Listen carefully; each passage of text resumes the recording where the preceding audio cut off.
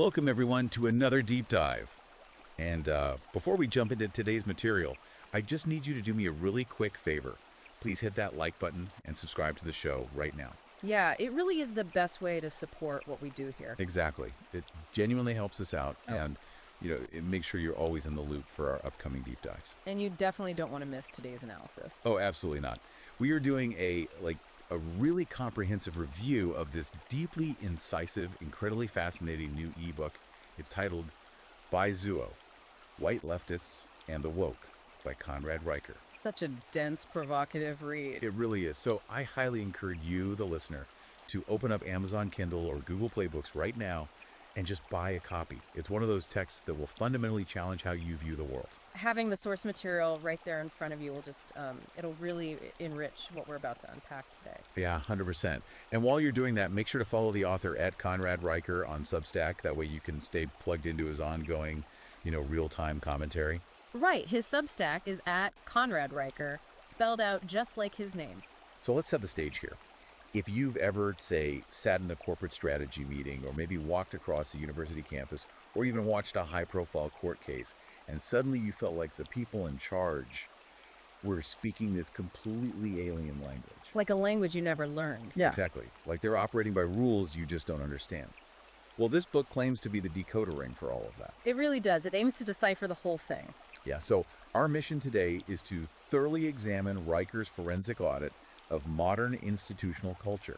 We want to understand how he believes traditional, merit-based institutions were completely captured. And how this ideological framework is being exported globally, too. Right, and finally, we're going to look at his tactical blueprint for men who want to build uncancelable, highly competent local networks in response to all of this. Which is a massive scope, by the way. I mean, to cover it properly, we have to navigate some incredibly turbulent waters. We really do. Which actually brings us to a mandatory pause. We owe it to you, the listener, to be fully transparent before we dive into the deep end here. Yeah, this is important. This book contains some highly charged political and social commentary. I mean, it deconstructs modern feminism. It dissects identity politics, and it analyzes neo-Marxist frameworks in ways that are deliberately provocative and, well, confrontational. Highly confrontational. And because of that, we must explicitly state our role today. Right. As your guides, we are not taking sides. We are not endorsing the viewpoints presented in Conrad Riker's book, nor are we condemning them. Exactly. Our sole job, and really our only mission for the next hour or so, is to impartially report on the factual content provided in the source material. We are just here to decode the arguments, break down the historical examples, and help you understand the mechanics of this deeply fascinating worldview. We're basically just holding up the mirror to the text. Yeah. We want you to understand the architecture of the argument completely, regardless of where you fall on the political spectrum. Precisely. Just an objective look at a very subjective topic. So, with the ground rules established, let's go straight to the title. The author uses this term, Bai Zuo, to describe what he calls an aristocracy of pity. Right, aristocracy of pity. For anyone who hasn't encountered this phrase before, where is it coming from and what does it actually mean in this context? Well, the origin story of the term is actually quite revealing. Bai Zuo is Chinese internet slang. The literal translation is white left, and it first started popping up on, Chinese message boards around 2015. Okay, 2015. Yeah, but the text makes this very strict distinction right out of the gate. When Chinese netizens use this term, they are not talking about the historical working class left. Right, so we aren't talking about, say, a coal miner in the 1920s fighting for a union, or a factory worker demanding a living wage and a weekend off. Exactly. Well, to put it more accurately, the author argues it is the total inversion of that old-school economic class struggle. Total inversion. Yeah. The term specifically refers to urban, highly credentialed elites. Riker describes them as a managerial class who utilize progressive ideology not as a set of, deeply held ethical principles, but as a luxury status symbol. A luxury status symbol. Yeah, in his framework, it's essentially a costume. They wear it to signal their moral superiority, particularly to differentiate themselves from the working classes. Okay, I want to make sure I really understand the mechanics of this. Yeah. How does wearing a political ideology act as a status symbol? Because usually we think of, I don't know, a Rolex or a sports car as a status symbol. Right, right. Think about what a status symbol actually does. It proves you have surplus resources. Okay. So a sports car proves you have surplus money. According to the book, adopting radical social ideologies proves you have surplus safety and institutional protection. Oh, wow. Yeah, the text argues that these elites will advocate for policies like decriminalizing theft or abolishing standardized testing, but they do it from the absolute safety of gated communities and private schools. So they are totally insulated from the actual fallout. Completely insulated. Okay, that makes sense.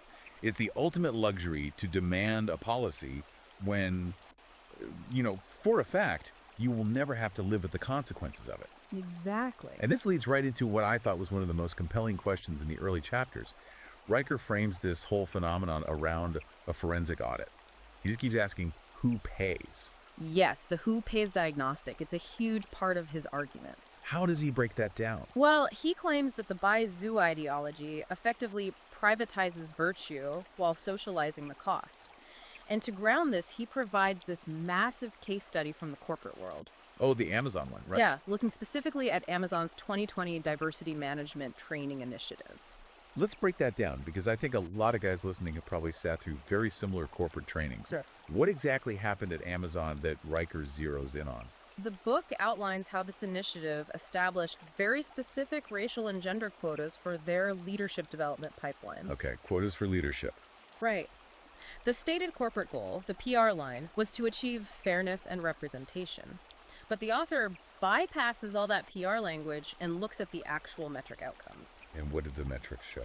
When internal reviews were leaked in 2021, they showed a roughly 40% drop in white male participation in these crucial management training programs. Wow, 40%. Now, if you are an advocate for those policies, you might look at that 40% drop and say, hey, great, the system is working.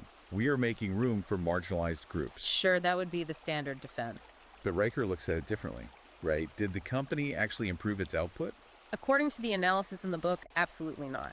There was no corresponding improvement in team performance metrics. None.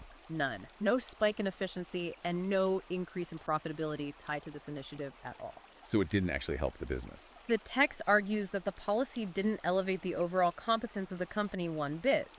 Instead, it just created this hard, measurable barrier for working class men. Like the guys starting at the bottom. Right, particularly guys who maybe worked their way up from the warehouse floor, who didn't have elite college degrees, and who basically lacked the institutional pedigree to qualify as diverse under the new bureaucratic definitions. So if the company didn't get more profitable and working class guys lost out on promotions, who actually benefited from all this? Who won? The HR architects of the program. Of course. The text points out that the people who designed this policy faced zero career penalties for the complete lack of performance improvement. They didn't get fired for it failing to improve the bottom line. Not at all. In fact, they gained immense moral credentials within the corporate world. They expanded their department's budget, they hired more compliance officers, and they just grew their bureaucratic footprint. Incredible. Riker's argument is that they literally converted other people's lost opportunities into their own professional advancement. The working class guy paid the cost, and the credentialed elite reaped the virtue. That is the Bai Zuo formula in its purest form, according to the text. And the author uses this really striking analogy here of a species of raiding ants. I remember this. It's wild. Yeah, these ants adopt the chemical scent of a rival colony. Because they smell like the colony, the soldier ants don't attack them. So they just walk right in. They wander right into the nest, completely avoid detection, and quietly take over the resources. Riker claims these elites capture the moral vocabulary of an institution, words like fairness and compassion, to redirect resources to their own administrative class. That ant analogy is just haunting. It really is. Yeah. And it brings us to a massive theme in the text, which is the manipulation of language. A huge theme. The author issues a very stark warning to the reader here. He basically says that if you try to engage with these activists on a surface-level moral debate, you are walking right into a trap. Yeah, because they have literally rewritten the dictionary. Exactly. It is a foundational premise of his framework. No. He says if you cannot name reality, you cannot defend it. If you cannot name reality, you cannot defend it. That's powerful. He points out how traditional, broadly understood words have been totally hollowed out. The smelling remains exactly the same, but they have been refilled with new, highly specific, almost weaponized bureaucratic meanings. I really want to get specific here for the listener. Give us the breakdown on how they are changing these words. Let's start with equality. Okay, so traditionally, in the Western liberal framework, equality is a procedural principle. Meaning what exactly? It means equal treatment under the law, entirely regardless of your group identity. It is about the process being fair. The starting line is the same for everyone. Right, equal opportunity. But the text notes that the Bai Zuo ideology systematically replaces the word equality with equity. And I think a lot of people just assume those are synonyms. They sound similar enough. They do, but the author stresses that they are not synonyms at all. They are entirely contradictory concepts. How so? Equity does not care about the process. It demands proportional group outcomes. Okay, proportional outcomes. So, if a hospital's surgical department or a tech company's engineering team doesn't have exact proportional demographic representation matching the general population, the Bai Zuo framework declares the entire process inherently unjust. Wait, really? So they are arguing that unequal outcomes are automatic, indisputable proof of unequal treatment. Exactly. Which Riker points out is a massive statistical and logical error. I mean, yeah, that completely ignores everything else. It totally confuses correlation with causation, completely ignoring individual choices, cultural differences in career preferences, and natural variance in skill distribution. But the manipulation goes far beyond just equity, doesn't it? Oh, absolutely. Yeah. The book analyzes how the word safety has been redefined. Right, safety used to just mean physical security. Exactly, protection from bodily harm. But now it has been expanded to mean protection from emotional discomfort. Emotional discomfort. Or even protection from hearing opinions that challenge a specific worldview. That's now considered a safety issue. And what about justice? How do they spin that? Justice is no longer about blind due process for the individual. It has been completely redefined as identity-based redistribution. Wow. Even the word harm has been expanded to include taking offense to a political statement. Okay, let me throw a hypothetical at you based on this because I want to visualize it. Let's say you sit down to play a game of chess. You know the rules, but your opponent suddenly insists that their pawns can move like queens. And they justify it by citing historical grievances against pawns. That's a great way to look at it. Right. And if you accept their definitions, you've lost the game before you even make a move. How does the book suggest you even engage with that kind of moving target? The text suggests that engaging in a good faith debate is basically impossible until you recognize the tactical rhetorical maneuvers they use when they're challenged. Right. The author relies heavily on a philosophical concept called the Mott and Bailey fallacy to explain how this works in real time. We hear that term thrown around a lot in debate circles and online. Let's explain the Mott and Bailey clearly for anyone who hasn't heard it before. Sure. It is a rhetorical strategy named after a type of medieval castle design. Right. So you have the Bailey, which is the highly desirable, fertile farmland down below. It is where you want to live and harvest your crops, but it is very, very hard to defend from an attack. Okay, the Bailey is the farmland. In a debate, the Bailey represents the radical, highly controversial claim, like saying, we need to abolish all advanced math classes to achieve equity. Got it. The radical stance. And then you have the moat. The moat is the fortified tower on a steep hill. It is incredibly easy to defend, but it's cramped and you really don't want to live there permanently. It's just a fallback point. Exactly. This represents the uncontroversial, common sense claim, like saying, we just want every child to feel supported in school. So how does this rhetorical trick actually function when they argue? An activist will make a radical claim, so they're standing in the Bailey. When you attack that radical claim with logic or data, they immediately retreat to the moat. And then what? They accuse you of attacking the common sense claim. Ah, I see. The book uses the 2019 Harvard admissions lawsuit as the ultimate real-world example of this mechanism. The lawsuit brought by Asian American students. Let's look at the mechanics of that because it's a perfect illustration of the text's claims. It really is. During the discovery phase of that lawsuit, it was revealed that Harvard was systematically suppressing the admission of highly qualified Asian American applicants. And why were they doing that? To make room for other demographics in order to maintain a specific racial balance.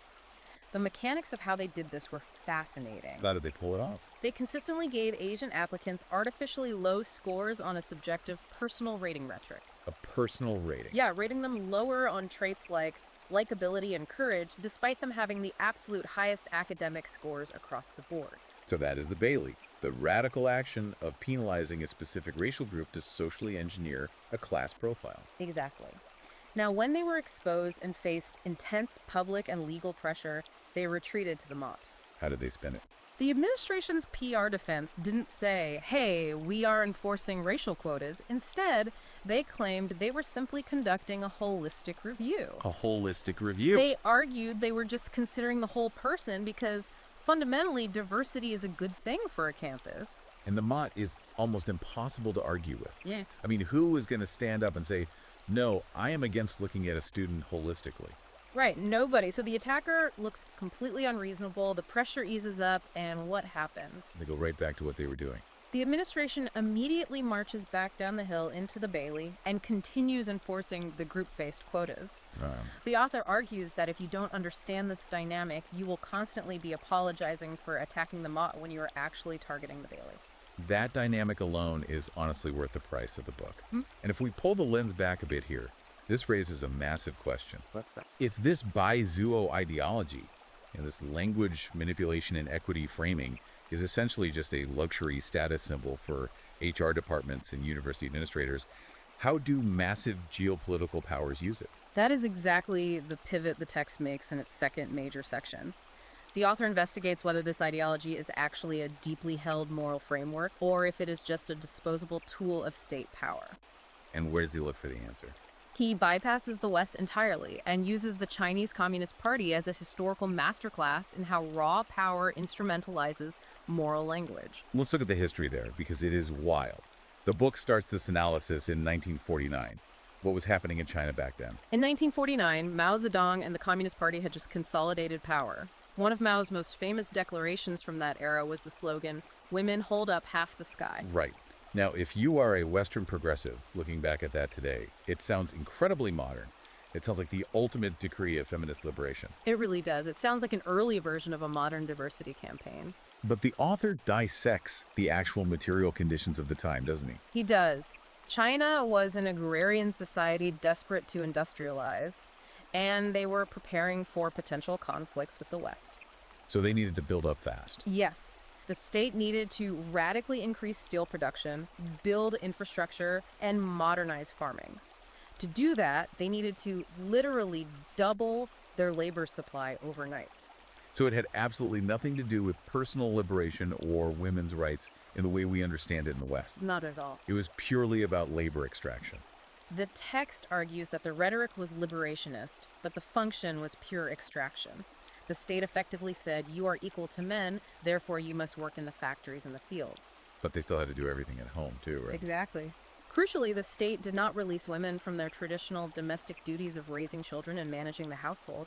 They just doubled the burden under the guise of empowerment. Wow, just brutal efficiency. The state needed hands, and they used progressive-sounding language to mobilize them. Okay, so that's the mid-20th century.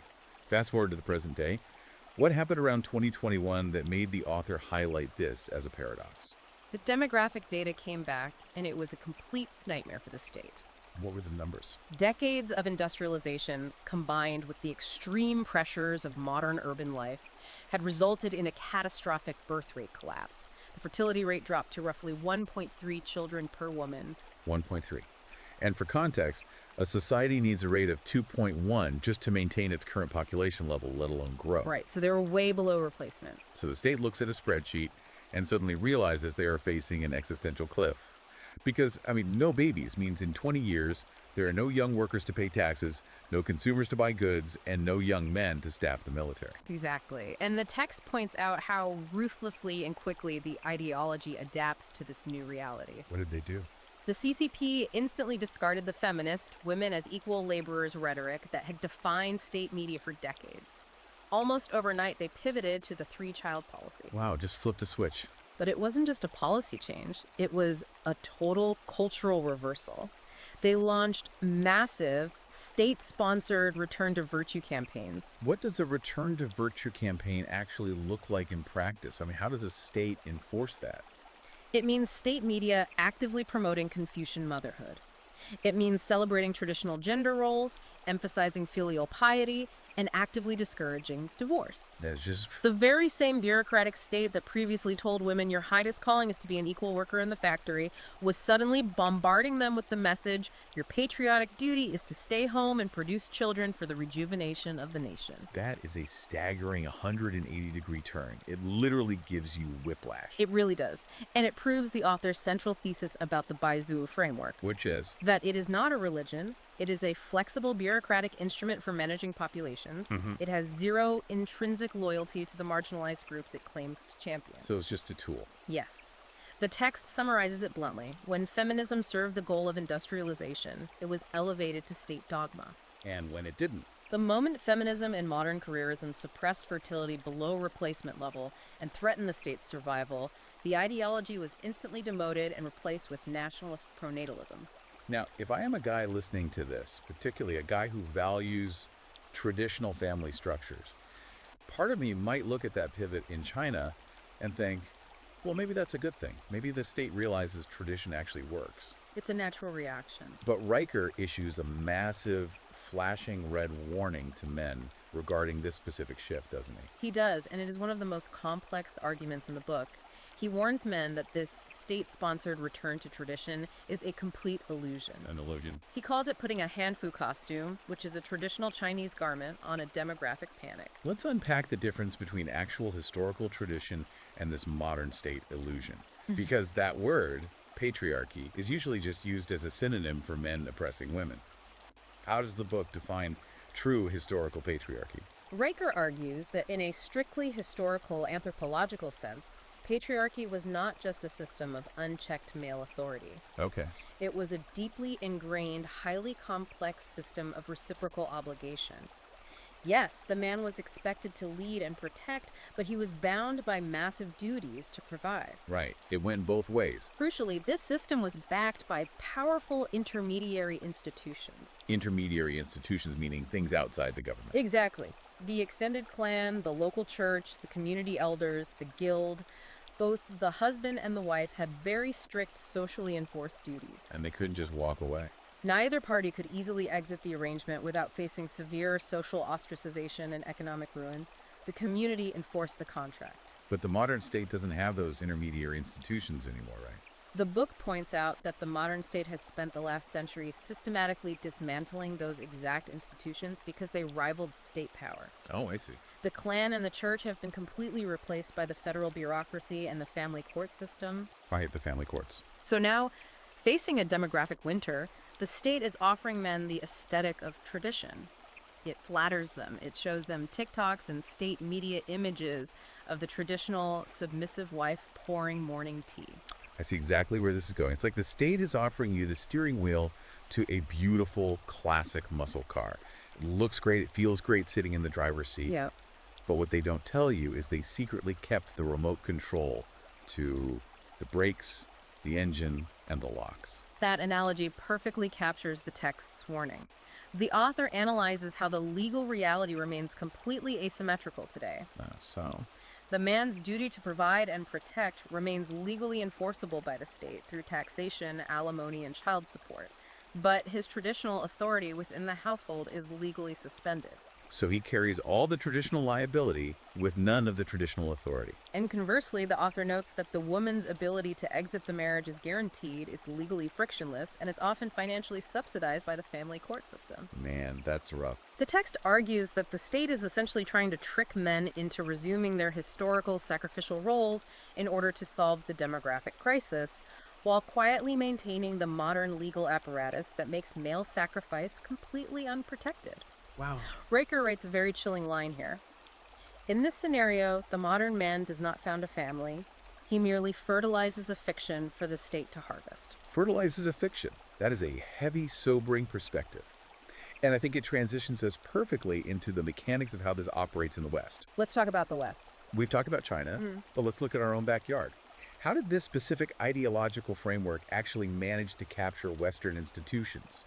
Because for decades, our corporations and our universities were largely based on merit, competence, and revenue generation. How did they get hijacked? The author provides a very clinical breakdown of this process. He outlines what he calls a three-phase invasion model of institutional capture: heavily borrowing concepts from historical revolutionary strategies. Okay, three-phase invasion.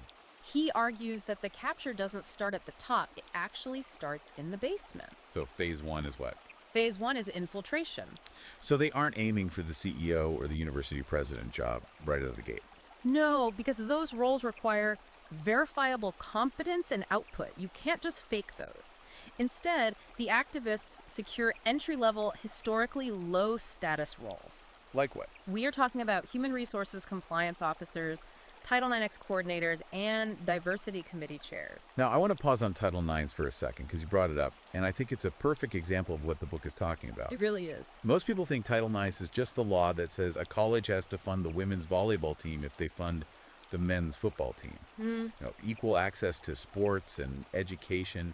How does that turn into an instrument of institutional capture? The book explains how the original intent of Title IX was indeed about equal opportunity in education.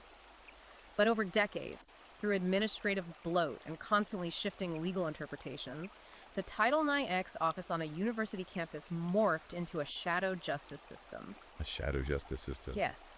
These coordinators gain the power to investigate, adjudicate, and expel students or even fire tenured professors based on incredibly vague definitions of harassment or creating a hostile environment. And the people running the actual institution just let this happen.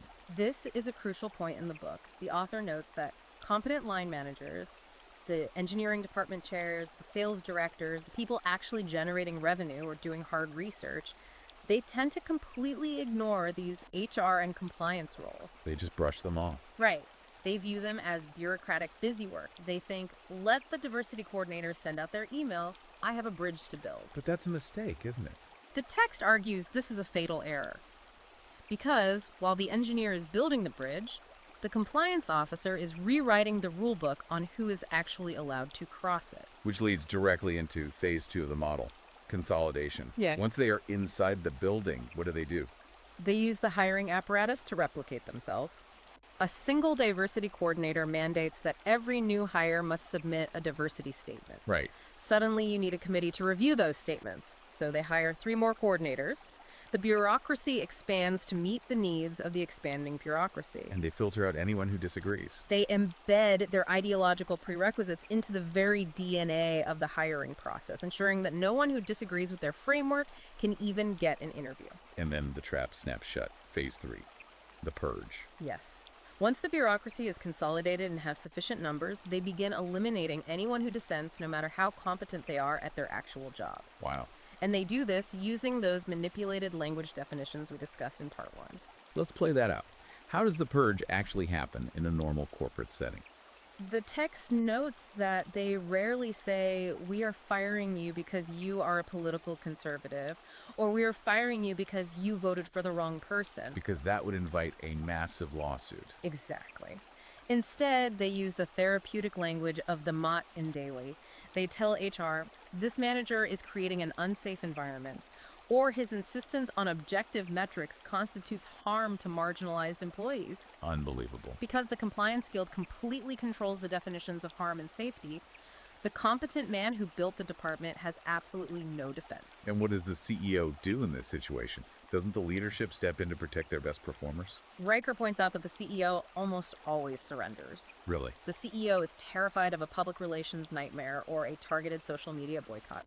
So, to buy temporary peace, the CEO throws the competent employee to the wolves. And that's how they win. Effectively handing over the cultural sovereignty of the institution to the Compliance Guild. The hostage takers become the wardens. It is a complete hijacking of the nervous system of an organization. And according to the book, nowhere is this 3-phase invasion more evident and more damaging than in higher education. Oh, absolutely. The author uses a very specific phrase for the modern university. He calls it a dependency injector. The statistics the book brings up to support this claim are staggering, and they paint a very bleak picture of American academia. What kind of numbers are we talking about? We are currently looking at a national student debt crisis that exceeds $1.7 trillion. $1 trillion of debt held by young people who haven't even started their lives yet. That's insane. And at the exact same time that tuition has skyrocketed to create that debt, we've seen an absolute explosion of administrative staff, specifically DEI, diversity, equity, and inclusion administrators. I remember reading a specific stat in the book about the University of Michigan that just blew my mind.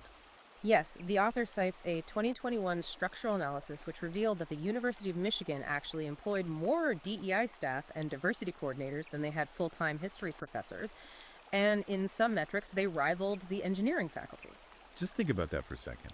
A university is paying more people to monitor the demographic makeup of the campus than they are paying people to teach students how to build infrastructure. It's wild. The text states that across American higher education, administrative roles grew by a factor of 3 to 5 times over 2 decades, while the number of tenured faculty positions, the people actually doing the teaching, stagnated or declined. Just replaced by poorly paid adjunct. Exactly. So we have this bloated administration and massive debt. How does the book connect those two things? What does this mean for the 18-year-old freshman walking onto campus today? The author's analysis here is incredibly cynical, but mechanically it is logically consistent. He argues that the modern university system functions by loading young people with 2 massive unpayable debts simultaneously. Okay, 2 debts. First, there's the literal financial debt, $60, $80, maybe $100,000, for a degree that increasingly lacks market value. Right, the economic weight around their neck. What is the second debt? The second is an ideological debt. The university spends 4 years teaching the student a very specific neo-Marxist worldview. How does that work? It teaches them to frame every personal failure, every rejection, and every dissatisfaction they will ever feel in their lives as the result of systemic injustice. Oh, wow. And specifically, it teaches them to blame the patriarchy and traditional Western structures for that injustice. Let's trace the psychology of that. So the student graduates, they are miserable because they have $100,000 in debt and are working some low-paying job. Yep. But instead of realizing the university sold them a bad product, they are convinced the system is rigged against them by some vague oppressor class. Exactly. The text argues that this brilliantly engineers lifelong loyalty to the bureaucratic state. A student saddled with that much financial ruin and that specific ideological framework will never rebel against the university that scammed him. They won't blame the school. No, instead, he will demand more bureaucratic intervention in society. He will vote for politicians who promise to cancel his debt and create more administrative jobs to fix the systemic harms he has been conditioned to see everywhere. The university produces the disease, sells the cure, and keeps the tuition money. Precisely. Now, I want to pivot to something that might be the most sobering concept in the entire book. When we talk about who pays for all of this, the author points to what he calls the empathy asymmetry and the invisible scaffold of male disposability. This is a huge section of the text. He argues that our entire civilization runs on this concept, but the Bai Zuo ideology absolutely refuses to acknowledge it. He describes male disposability as the literal, physical scaffold holding up the entire structure of the modern world. The book presents a series of very stark statistical contrasts to illustrate this empathy asymmetry. We're constantly taught by media and universities to see male privilege everywhere. How does the book dismantle that narrative? By looking at the bottom of the societal pyramid rather than the top. Okay. We touched on the 996 work culture in China earlier, working from 9 a.m. to 9 p.m., 6 days a week. The author notes that this hyper-extractive economy is sustained almost entirely by young men grinding their physical and mental health into dust. Effectively destroying any chance they have at normal family formation. Right. And if we look at the West, the statistics are just as brutal, especially regarding physical safety. What are the numbers here? The author cites data from the Bureau of Labor Statistics showing that occupational fatalities in the United States are consistently over 90% male. 90%. The loggers, the roofers, the deep-sea fishermen, the rig workers. Furthermore, when you look at extreme societal failure, the homelessness statistics show that men constitute roughly 70% of the chronically unsheltered population. And if we look at suicide rates, the disparity is massive. Men account for nearly 80% of completed suicides.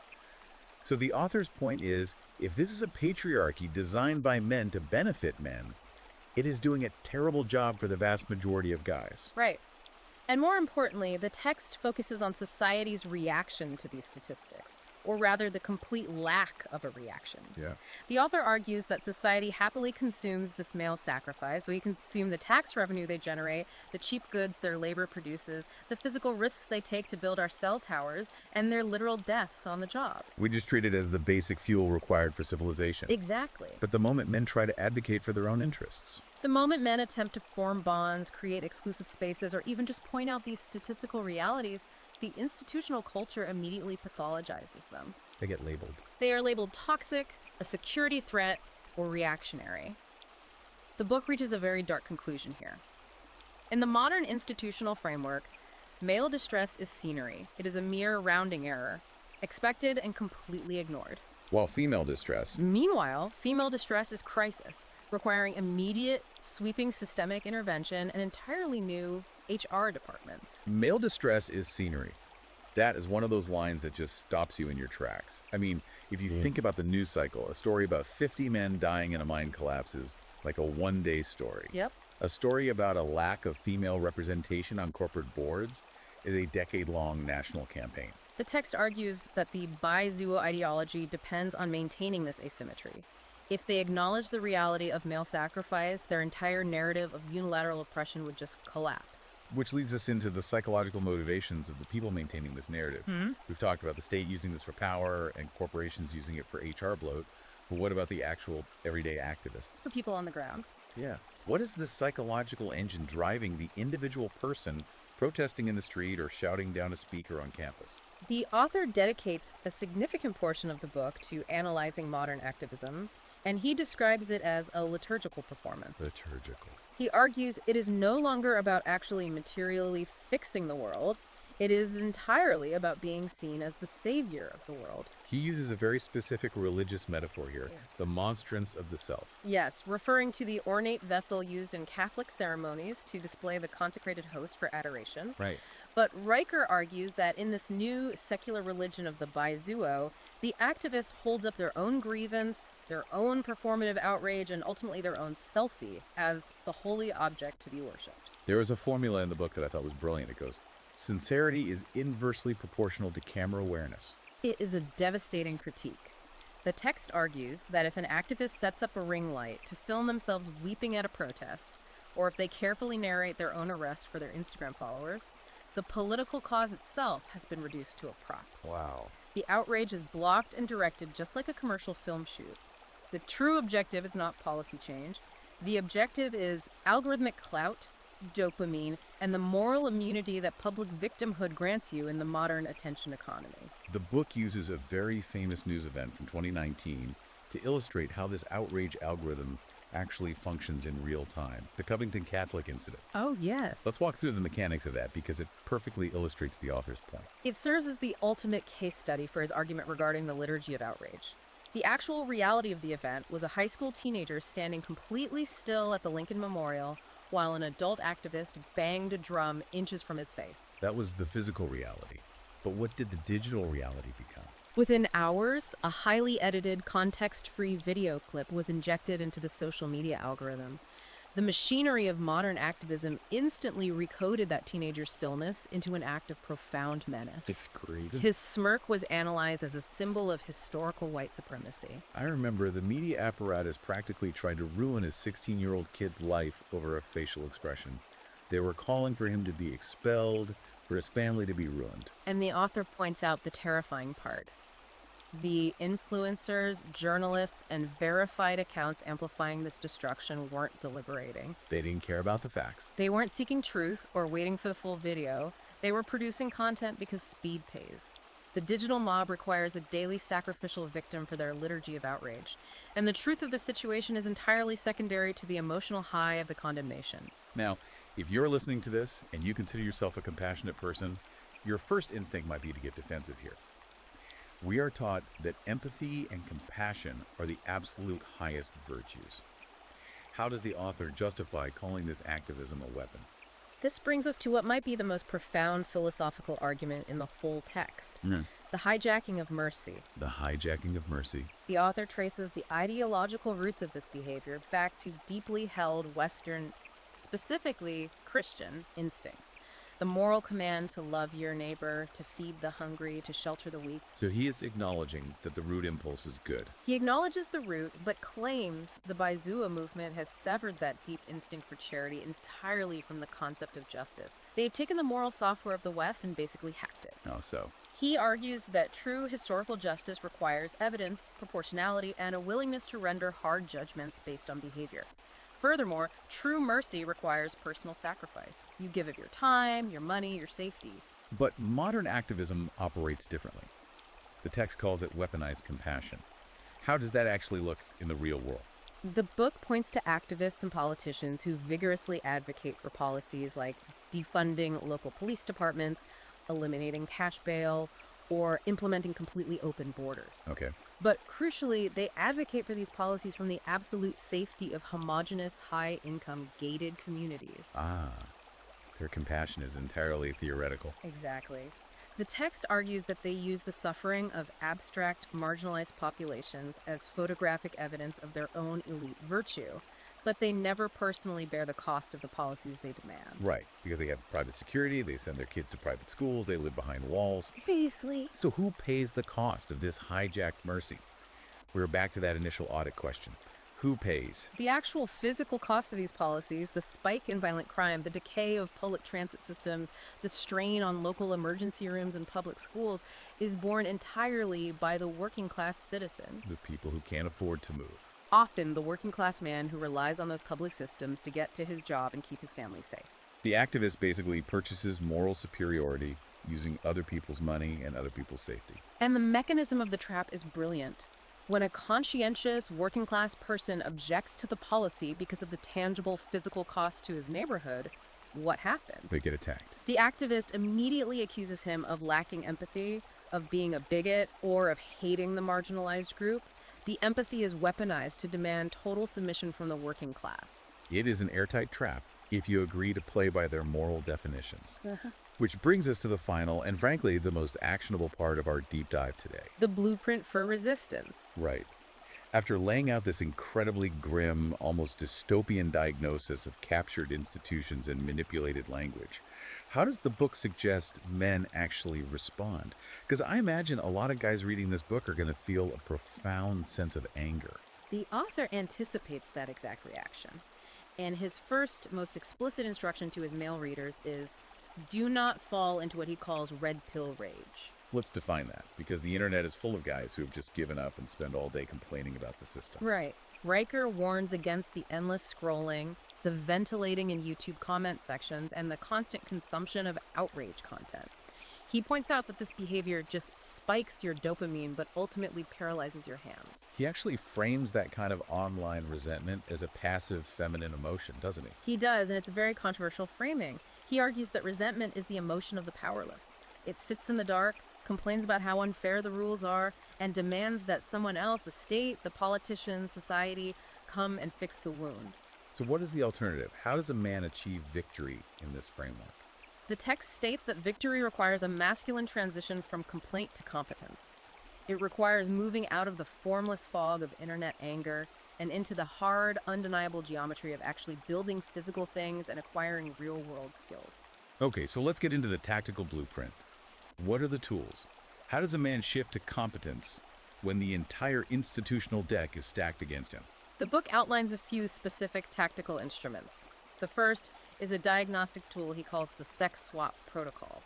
I found this one fascinating because it is so incredibly simple, yet it completely cuts through the bureaucratic noise. Explain how it works. It is a mental exercise designed to expose institutional hypocrisy. The author tells the reader, take any mainstream news story, any corporate HR policy proposal, or any activist claim, and simply reverse the genders. Okay, reverse the genders. Then ask yourself objectively, would the media coverage, the grant funding, the legal response, and the moral framing remain identical? Let's run a simulation of that. The media constantly runs stories about the crisis of the gender gap in STEM fields because there aren't enough female engineers. There are billions of dollars are poured into fixing it. Right. Now apply the protocol. Look at the massive gender gap in reading proficiency among young boys, or the fact that young men are abandoning higher education entirely.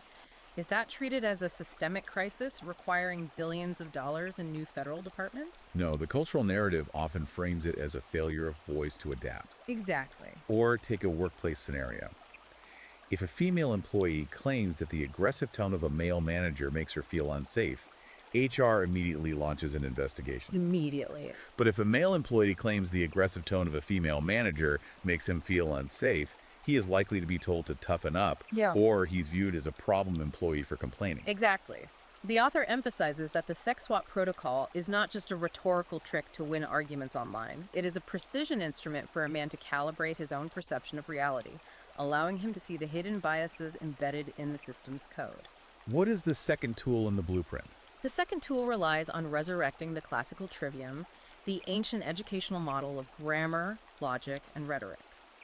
Riker insists that men must stop accepting the Bai Zuo vocabulary at face value and start demanding exact definitions for buzzwords. Because the whole system runs on intentional ambiguity. Precisely.